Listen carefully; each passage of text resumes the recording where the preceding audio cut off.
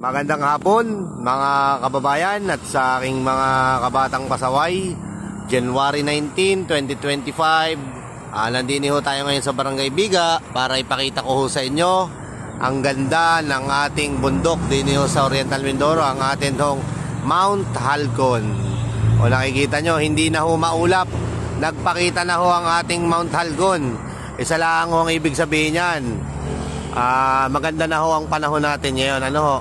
Nung nakaraan ho kasi, ilang araw, ilang linggo na hindi ho masilayan ang ating Mount Halcon.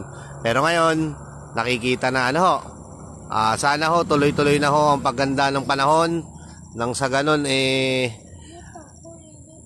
maging maayos ang lahat. Ano po? Ayan, nakikita nyo, palayan, ang ganda ho. Dini ho yan sa may Barangay Biga.